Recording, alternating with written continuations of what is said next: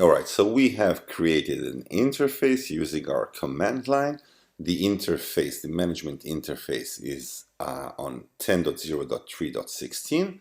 Let's enter using our admin credentials with no password. Of course, you should later on change it. You should define your own username with a strong password. Now I'm using a real FortiGate device, so my interface ports are a bit different from the ones that I have created or configured before. But let's choose one interface and let's use it for management interface purposes. So currently I'm using port 8. An alias is a good way to describe the interface purpose, so I'll call it admin. Now there are different roles for FortiGate interfaces.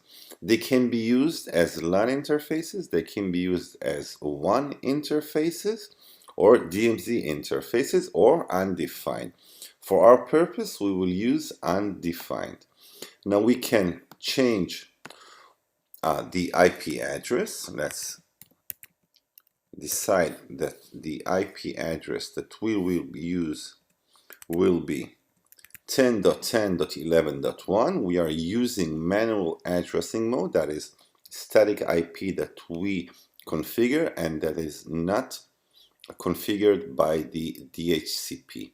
We can also use PPPoE or an interface that is dedicated to FortiSwitch, which is out of the scope of this course. We will use 24 subnet mask,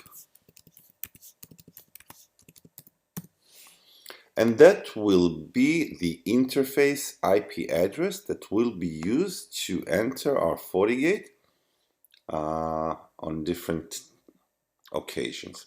Now let's move over to administrative access, which are actually the protocols that are used to enter that IP address.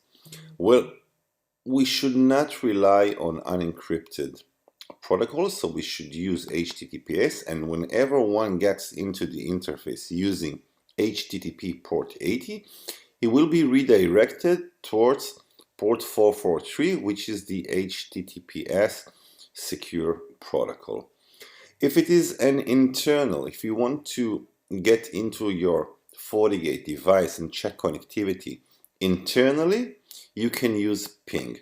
If you're using it remotely, don't use ping. Ping is, or ICMP echo messages are a risk.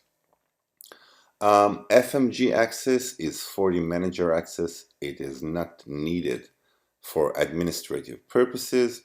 CapWAP is also not needed. It is a protocol that is being used to create a tunnel between your FortiGate and your FortiAP, your Forti access point. FortiGate can act as a controller for wireless access points.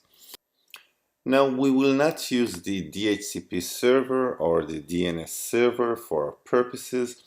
The administrative interface is meant solely for our purposes as admins. It is not used to allocate IP addresses. We will not use services such as DNS to resolve IP addresses. We do not need to use captive portal. It is not meant to be used on a management interface.